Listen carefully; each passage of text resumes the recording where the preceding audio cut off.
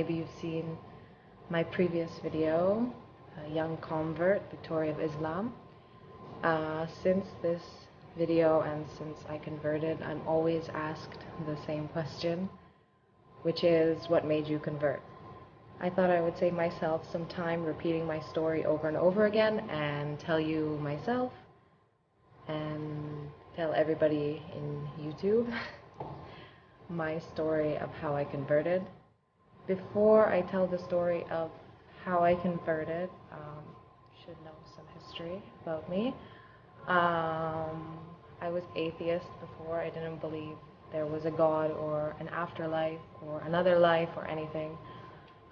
So this led me to study a lot of religions because I was so interested why most of the world believes that there's a God and like what makes them believe. I wasn't so much like searching for the truth or whatever. I was just kind of curious, and because I didn't have any beliefs, it was easy for me to like listen and read about other people. So in this time I was really into Buddhism, not so much the reincarnation, another life kind of thing, but more the moral values of Buddhism, like peace and not hurting anyone, and the fact that nothing is in our control. I liked these ideas, which in time I've come to realize are very close to Islamic beliefs. So I have some theories on that, but that's not what this video is about. So anyway, in January 2011, I moved into a new house in Malaysia. My best friend was there from Canada, and I've invited a few friends over so that we could have barbecue housewarming party. During the barbecue, we had the doors open for the house. In Malaysian houses, if you've ever been there, you'll know there's the glass sliding door and then the wood normal door, and they're usually like next to each other in front of the house.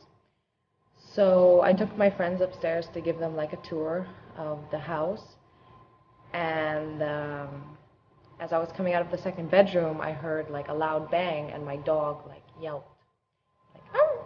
You don't know what a yelp is. But I ignored it because she's crazy and probably she knocked something over like she always does. So I just continued, and when I went downstairs, my best friend was like looking so terrified, so scared, and just staring at the glass door. So I got her attention and I asked her what happened. She told me that my dog was walking towards the glass door, and the glass door like slammed shut by itself. And if any of us know anything about science, then you'll know that like even if the wind was so strong that it closed it, then the wood door should have closed too, but it didn't.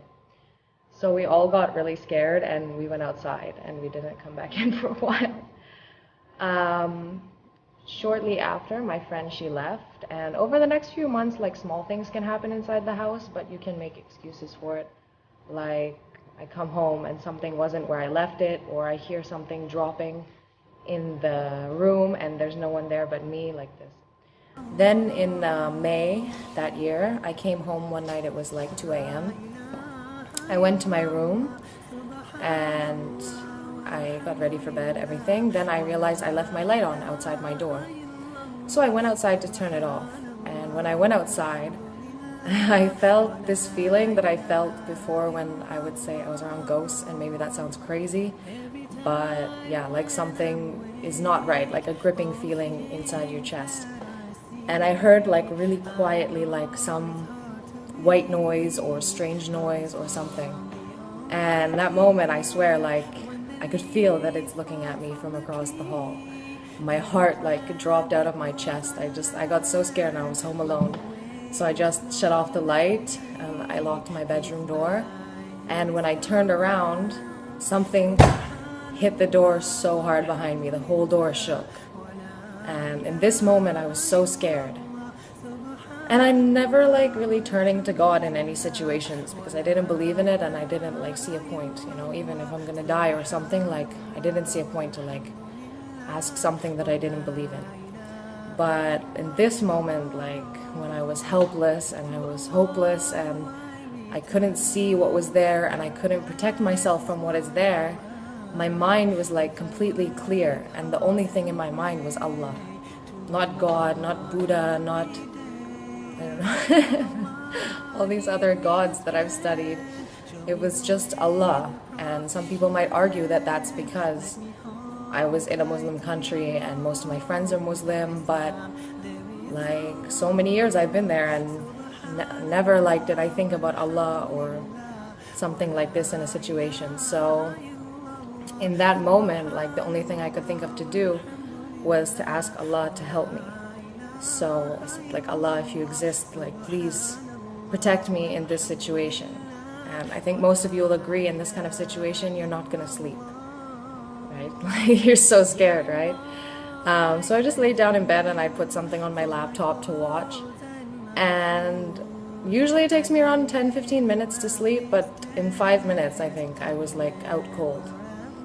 So in the morning when I woke up, I'm a pretty logical person, so I had to like start thinking about what happened the night before. So I said, like, Allah, if that was you, like, thank you for protecting me. And if this is the path that you want me to go on, you have to help me and guide me, because, 22 years of my life I didn't find any religion, and nobody on this earth could convince me. Like, so many people tried to make me Muslim or ask me to be Muslim, but like nobody could do it. I was so stubborn. So like I really needed Allah's guidance in this. So over the next few weeks I started to feel really curious about it, and I started to ask people, like, what does Allah teach? And they would tell me things like Allah teaches patience. So in like traffic jam or some situation where I feel impatient, and you start to feel that fire burning inside you, I would remember Allah and I would make myself patient and calm, and then like the situation would change. And I kept doing this with like different aspects of Islam. So after that, like few months, it was August, which was Ramadan. So I decided to take Ramadan to really like learn what it's to be Muslim, and to like hopefully make a decision if I can really do it, because I didn't want to be a 50-50 Muslim, which is what I call it when like you don't eat pork but you go drinking every weekend. Like, it doesn't make sense to me. If you want to commit to something, to do it only 50%. We should try our best, at least try, to be 100% Muslim if we can. So from the first day of Ramadan, I started fasting. I printed off something from the internet to learn how to pray, like in English, so that I could understand it. And I read a chapter of Quran every day, because I knew it was quite important to like understand the book and what exactly it's teaching, to know whether I can agree with it or not. So it was pretty hard the first Ramadan. It was really weird, and like going into in Malaysia we call it surau. It's like the small masjid inside a building, like it's not a mosque. Going in there the first time, not knowing if I have to do wudu before or after, it was quite interesting. But about halfway through Ramadan, I decided that I didn't want to live or not live the next day, not being Muslim. So after Isha prayer, I sat in my living room and I said Shahada in English, which maybe some people say is wrong, but I didn't know any different at that time. And yeah, from that moment, I was Muslim. So I hope this story inspires you, or at least entertains you. And inshallah, you're gonna see more videos from me. I know I've been thinking about it for a long time, and I don't know what's holding me back. Probably shaitan and being busy and being a bit scared, maybe, I don't know. So inshallah, soon you're gonna see more videos about my views on Islam and I wouldn't say problems, but flaws with our ummah today. So always remember Allah and our Prophet Muhammad sallallahu alaihi wasallam, and what he would do in the situations you face every day in your life. Allah be with all of you. Assalamu alaikum.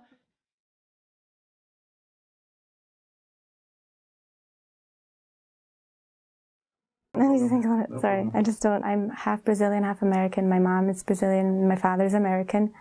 And I grew up mostly in Brazil, near São Paulo city.